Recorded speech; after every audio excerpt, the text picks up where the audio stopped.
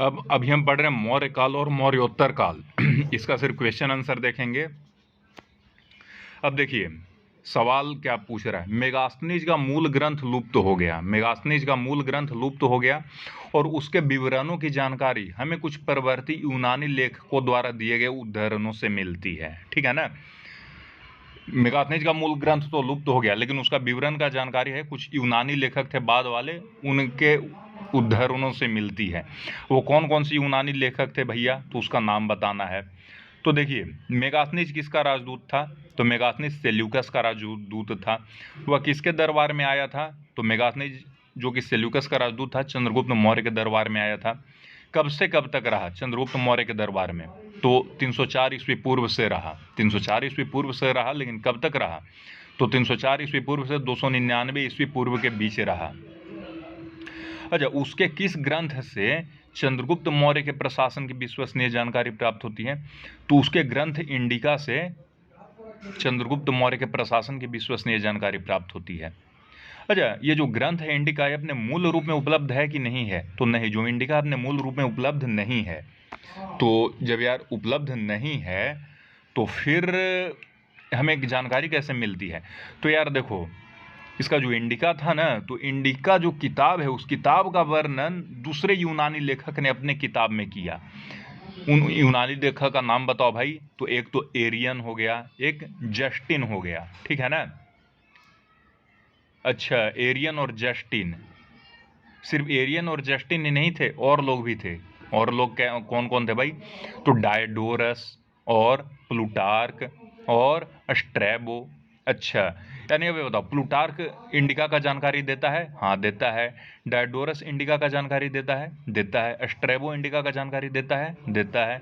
Justin indica का जानकारी देता है, देता है। एरियन इंडिका का जानकारी देता है, हाँ देता है। अच्छा, एक चीज और बताओ, चंद्रगुप्त मौर्य के शासनकाल में पाटलिपुत्र का प्रशासन एक समिति द्वारा संचालित होता था। उसके सदस्यों की संख्या कितनी थी, तो यार देखो चंद्रगुप्त मौर्य के शासनकाल में ना पाटलिपुत्र का जो प्रशासन था एक समिति द्वारा संचालित होता था, है ना। तो अब इसके बारे में जो सवाल जवाब है सो देखते हैं। ठीक है ना, इसके बारे में जो सवाल जवाब है सो देखते हैं। ठीक है, तो ये बताइए नगर का जो शासन होता था उसके लिए सभा होता था। ठीक है ना, तो उसका प्रमुख कौन कहा जाता था, तो उसका प्रमुख नागरक कहा जाता था।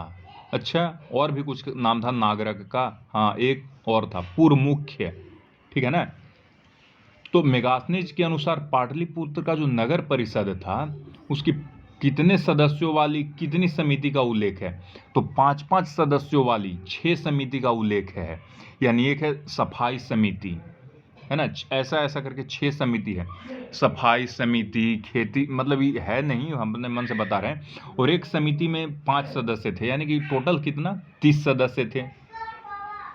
अच्छा, जो पहला समिति था वो क्या करता था भाई, तो जो पहला समिति था वो विभिन्न प्रकार के औद्योगिक कलाओं का निरीक्षण करती थी। ठीक है ना, जो पहला समिति था उसमें 5 लोग थे, वो पांचों मिलकर क्या करते थे भाई, तो विभिन्न प्रकार के औद्योगिक कलाओं का निरीक्षण करते थे। अच्छा, दूसरा समिति क्या करता था, तो दूसरा समिति में भी 5 सदस्य थे।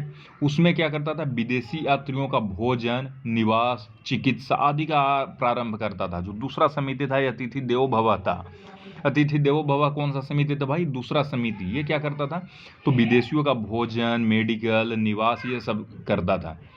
जो तीसरी समिति थी ये क्या करती थी, तो भैया तीसरी समिति में भी 5 सदस्य होते थे। तो तीसरा समिति किस चीज़ का हिसाब रखता था, तो तीसरा समिति जनगणना का हिसाब रखता था। अच्छा, चौथा समिति क्या करता था भाई, तो चौथा समिति था बनिया, मतलब व्यापार वाणिज्य का देखरेख करता था। अच्छा, और 5वां समिति क्या करता था, तो 5वां समिति उद्योग समिति था। चौथा समिति था व्यापार वाणिज्य और 5वां समिति उद्योग समिति था। तो जो उद्योग समिति था ये क्या करता था, तो जो 5वां समिति था उद्योग समिति, वो बाजारों में बिकने वाली वस्तुओं में मिलावट को रोकता तथा मिलावट के अपराध में व्यापारियों के दंड दिलाती थी। छठी समिति क्या थी भाई, तो यार इतना सारा समिति तो सब काम करने वाला, छठा समिति कर लगाता था, जो क्रय विक्रय की वस्तुओं पर कर वसूलती थी। ठीक है।